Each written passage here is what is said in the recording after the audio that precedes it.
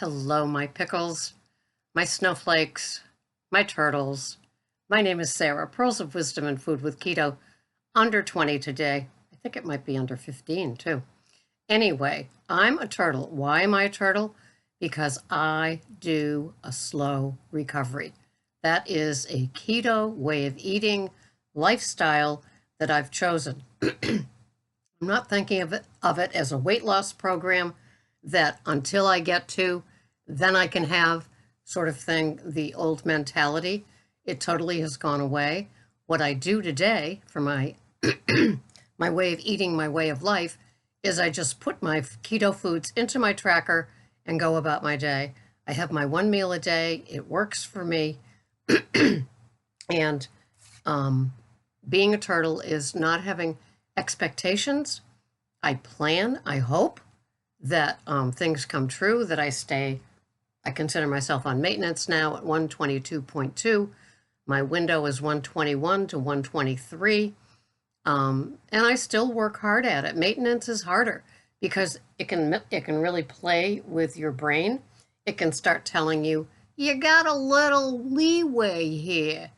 It's not going to matter. You can get away with it. Go ahead, have that bite, darling. It's not going to hurt you. Oh, yeah? Really? Hey, tell an alcoholic that, Bring a case of beer into an AA meeting and see what happens. Yeah, you won't be there long. So, I accept that turtle slow motion wins the race.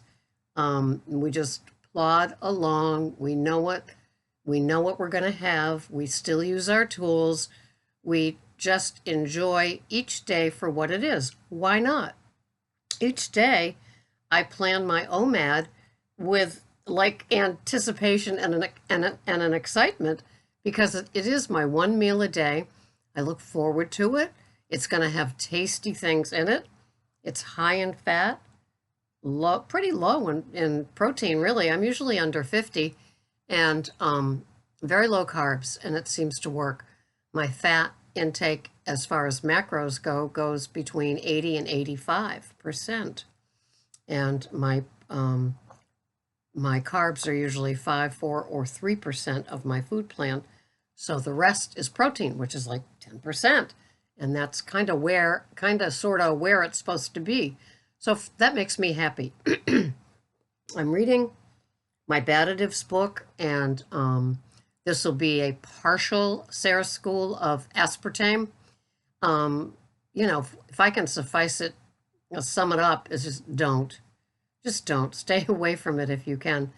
There are so many things about it that are just, it's just one of those things, and it is so political, and I don't know why, but I think it's because G.D. Searle is the pharmaceutical company that came up with it, invented it, and when people have pressured them for tests because they have found so many dastardly things about aspartame, isn't it funny how the results seem to get lost, how they just get misplaced? You see it all the time in politics. It's like, how did this happen? How does this go on? It's the same way in the aspartame field. Dangerous, dangerous. And excuse me, this won't be as detailed as the next Sarah School will be, so I'm not even entitling it. But an interesting thing is that you just see case after case after case where they bring it to the government, bring it to the FDA, bring it to the USDA, and try to get some headway with it, and it just gets pushed aside. It's really pretty amazing to read it. It's the longest chapter of the Badditives, of the 13 Badditives. So, and so much of it is just like, I take it into my Dr. Teal's soak in the tubby, and I read it, and I just get like, whoa.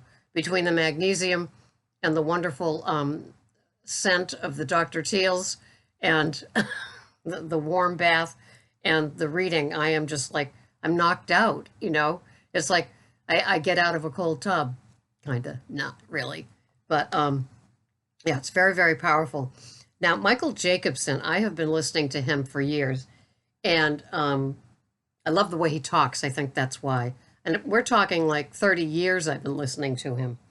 And he is the head of the CPSI, the Center for the Public Center for the Science in Public Interest, CSPA, PI, Michael Jacobson. And in the old days, some of you may remember this, around this time of year, he would come out with the worst of the worst foods to eat. And I always remember the movie theater popcorn and, the like horrors. It's cooked in coconut oil. And it's so funny because it's like the French fries at McDonald's. They were cooked in beef tallow. And it's like what ends up being okay for us to have on keto, what is really healthy after all for saturated fats? Coconut oil, beef tallow, lard, things like that. Just kind of funny.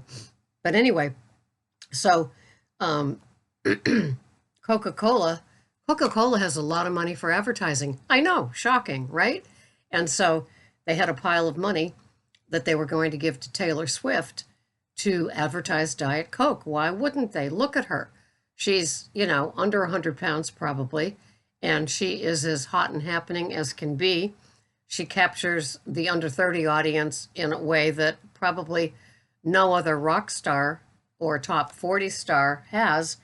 And so they were going to give her piles of money to advertise Diet Coke. And they were wetting themselves with this because she's a coup, right? She's such a find to have advertise it. And so Michael Jacobson got a hold of her and just began to show her all the reports. And she does an awful lot of charity work and nonprofit work. And when she learned about all of the dubious parts of aspartame used in Diet Coke, she bowed out of that contract. And so that's a pretty powerful statement to me. So that's some of the things that we will talk about when we do the SARE School for Aspartame. But just if you're having diet sodas anyway, you know that it could stall your keto success. You know that, right?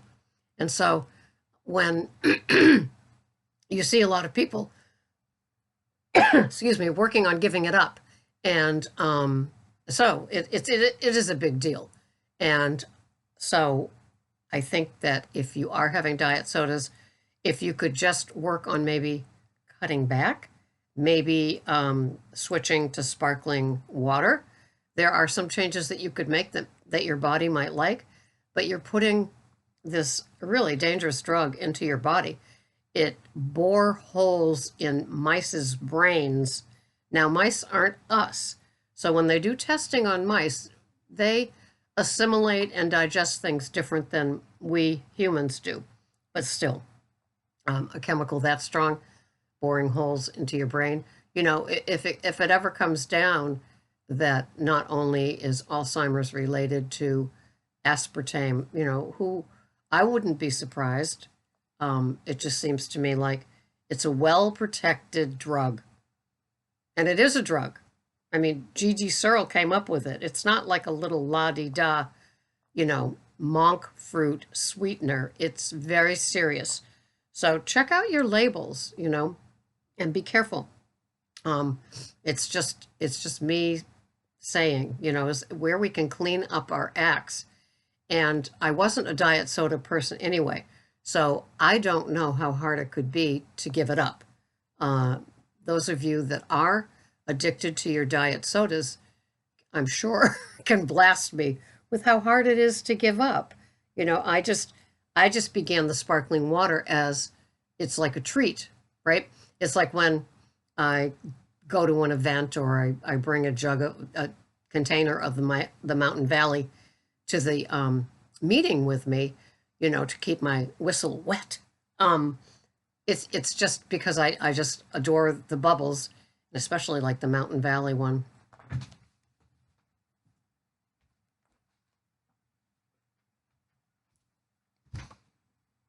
This is the Mountain Valley non-sparkly. And if you go in the store and look for it, I hope you're lucky to find it like I was.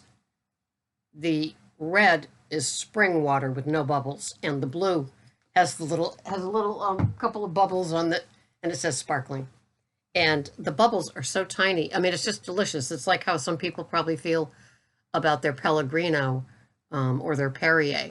You know, it's just it's.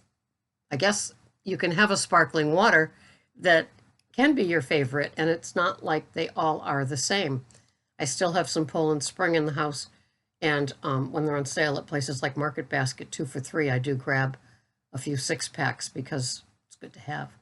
I like them. And so I try to get a couple of those in along with my, we have a filter. We have 2 filters coming into the house for the water. And then I have a manual filter, you know, one of those. It's like a Brita, but it takes out the lead and the fluoride. And so those were the 2 things I wanted it to work on. So our water is filtered 3 times. So I have that with the organic lemon water in it, and then half of an organic, or half of an.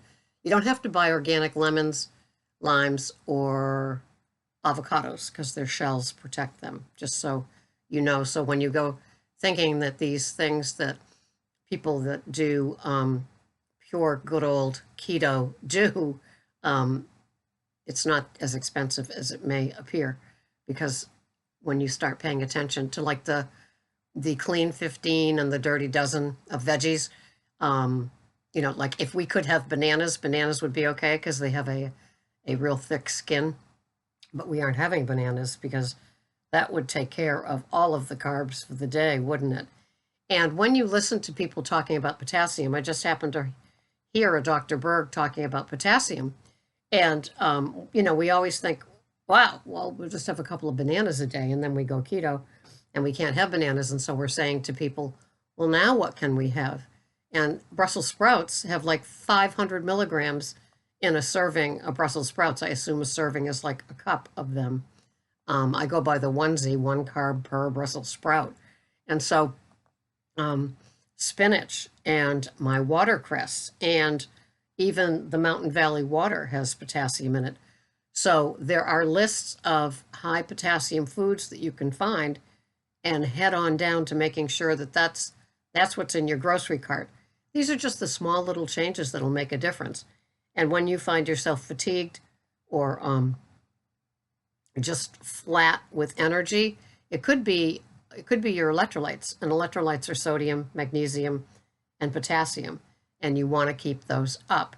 And although I do take potassium and magnesium supplements, I aim for the foods that have them, like the watercress, like the Brussels sprouts and things like that. So I try to get as many as I can because we're supposed to have 4,700 milligrams of potassium. Yeah, that's a lot. So I am going to end this little chit-a-chat here. This was not Sarah's School. This was just a primer on aspartame. So if you are thinking of perhaps giving up diet sodas in part of your January resolutions, of all the chemicals out there, this might not be a bad idea, just saying. And the sparkling waters, you can get used to it. You know, I find that 2 or 3 days into it, like when I went from 2 meals a day to 1 meal a day, I never ever thought I could do it. It was like, oh my God, I can. It's like if you've ever had a colonoscopy and you can't eat for a day. Well, now that I'm doing keto, I know I can get through it. Whereas before it was like, are you kidding me? A day without food, how can I do it? And now, because of my intermittent fasting, it's like, bring it, you know, bring it. So have a wonderful day. I'm glad to be a turtle. I like being a pickle as well. And I also like being a snowflake. I will see you the next time here at this channel, Pearls of Wisdom in Food with Keto Under 20. And if you want that one-on-one with Sarah, I have a ketocoachingsarah.com website.